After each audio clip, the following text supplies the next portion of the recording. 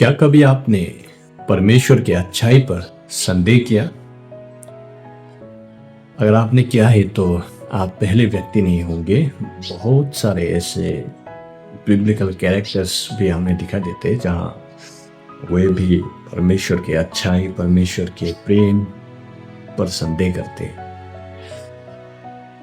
आज मैं जब उठा, एक्चुअली मैं उपवास में हूँ यहाँ अपने चर्च में,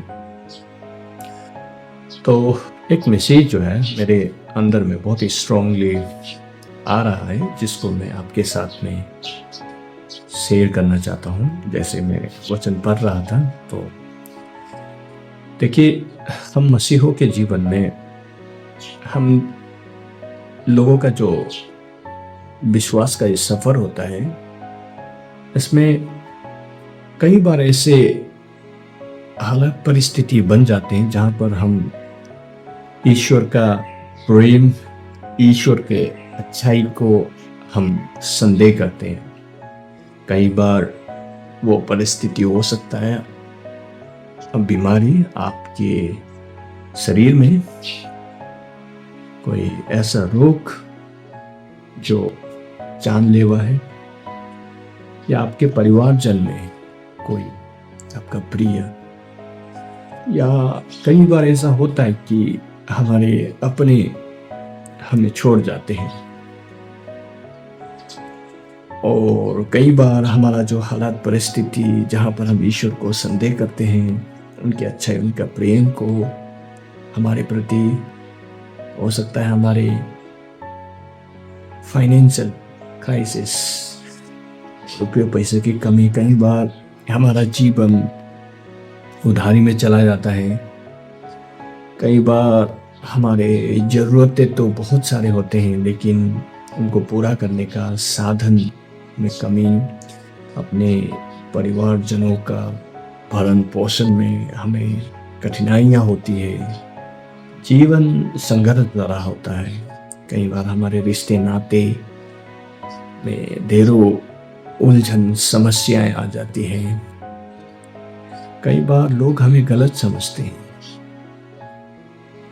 और कई बार हम प्रयास तो कर रहे हैं लेकिन हम नुकसान को देखते हैं, हम असफलताओं को देखते हैं। मेंटली हम स्ट्रेस में रहते हैं। हमारा प्रार्थना का जीवन ठप पड़ जाता है। क्यों? क्योंकि हमने दुख और पीड़ा और तकलीफ के सिवाय कुछ नहीं देखा। तो ऐसे में हम सवाल करते हैं, क्या ईश्वर आप है कि नहीं? आप सुन रहे कि नहीं? आप देख रहे कि नहीं? मैं भी परमेश्वर से नाराज हुआ। मैं आपको बता दूं, मैं भी परमेश्वर से नाराज हुआ जब मैंने अपने परिवार में ऐसे घटनाएं होते हुए देखा, अनुभव किया। मेरा जो 2 नंबर का बेटा है, उसके साथ में दुर्घटना हुआ। छोटा 8 साल का, उसका पैर को एक व्हीकल द्वारा फुट को क्रश कर दिया गया। उसके बाद में वही फिर कुछ दिन पहले, बाद में, वो 2 साल पहले की घटना है, और कुछ दिन पहले उसका रीढ़ बोन जो है खेलते वक्त गिरकर टूट गया उससे। और मेरी पत्नी भी जो कैंसर का वो इलाज से गुजर रही है।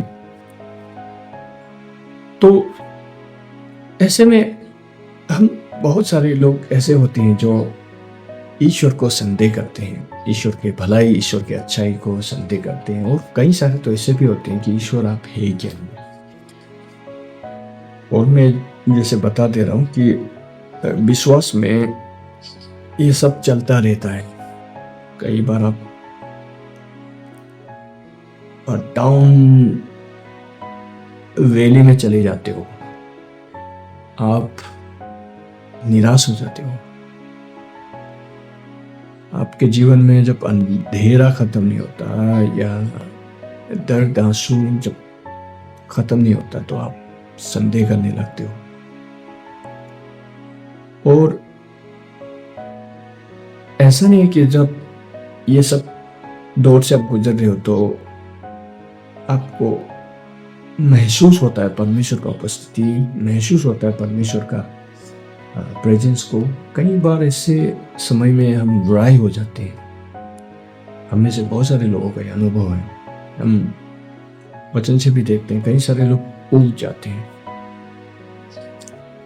तो एक किताब जो मैंने पढ़ा, बच्चों का किताब है, जोनाथन गिब्सन। आप हो सके तो आप उस किताब को अपने बच्चे के लिए खरीद के आप खुद भी पढ़े। किताब का नाम है the moon is always round. उस किताब में पिताजी जो है अपने बेटे को सिखा रहा था, बता रहा था कि हालात परिस्थिति कुछ भी चल रहा हो, उन सभी में ईश्वर हमेशा अच्छे हैं। तो उसका जो समझाने का तरीका था, एक दिन उनके बेटे ने पूछा कि जो उनका सेब है इस प्रकार से दिखाई दे रहा है, तो पिताजी को सेब को उनको पॉइंट करके बताते इसका ऐसा है। लेकिन पिताजी हमेशा कहते हैं the moon is always round, the moon is always round. जब भी उनका जब थोड़ा मून बड़ा हो रहा होता है तो सेब में आ रहा होता है, बच्चा बोल रहा अभी थोड़ा बड़ा हो गया, अभी ये सेब में है। लेकिन पिताजी हमेशा कहते हैं the moon is always round, the moon is always round. तो अंत में जाके उनके घर में क्या होता है कि उनका जो उनका बेबी, सेकेंड बेबी एक्सपेक्ट कर रहे थे, जो डिलीवरी के लिए जा रहे थे। तो जब वापस जब आया गया तो उनका जो बच्चा जो है प्री मैच्योर या मतलब मर के पैदा हो। तो वो छोटा सा बच्चा 6-7 साल का, जिसको पिताजी हमेशा बताते थे कि the moon is always round. और जब वो चर्च में फ्यूनरल सर्विस के दिन, जब चर्च में प्रीचर जब फ्यूनरल का मैसेज दे रहे होते हैं तो बच्चे को क्लिक करता है कि irrespective of what circumstances we go through, God is always good. यानी कि the moon is always round का मतलब होता है गॉड इज ऑलवेज गुड। तो हमारे जीवन में भी इसी प्रकार का हालात परिस्थिति कई बार मून को ओवल शेप या आधा अधूरा देखने देता है, लेकिन सच्चाई क्या है, असल में मून जो है हमेशा राउंड होता है। यानी कि वो हमेशा गोल ही होता है, वो आधा कभी नहीं होता है, वो हमेशा पूरा होता है। तो भले हमें समझ में ना आए, क्योंकि हम समय में सीमित होकर और हमारी समझ में भी हम सीमित होते हैं। आज से 5 साल बाद में क्या होगा हम नहीं जानते, लेकिन परमेश्वर जानता है। वो सब कुछ जानने वाले परमेश्वर है। तो हालात परिस्थिति से परमेश्वर हमें लाभ नहीं पहुंचा सकते, हम ये कभी नहीं कहेंगे, क्योंकि वचन में हमें दिखाई देता है God uses pains and suffering for the benefit and for the good of his children. यानी कि प्रभु हमारे पीड़ा, हमारे दर्द, हमारे संघर्ष को भी हमारे लाभ और हमारे अच्छाई के लिए इस्तेमाल करता है। जो कुछ भी आपके और मेरे जीवन में होता है वो परमेश्वर उससे भलाई उत्पन्न करता है, वचन साफ करता है। इसलिए कभी भी आपको संदेह हो कि परमेश्वर आपके जीवन में अच्छा नहीं कर रहे या परमेश्वर आपके जीवन में अच्छे नहीं दिख रहे, तो हमेशा याद रखें कि गॉड इज ऑलवेज गुड, और ये वचन डिक्लेयर करता है साम नंबर 100:6। और इस प्रकार से हर जगह वचन चिक चिक करके रहा है कि गॉड इज गुड, और उनका अच्छाई जो है सिर्फ अस्तित्व में वो अच्छे नहीं है, बल्कि उनके जो करने में, यानी कि जो हमारे जीवन में जो अलाउ करते हैं उनमें भी वो अच्छे हैं।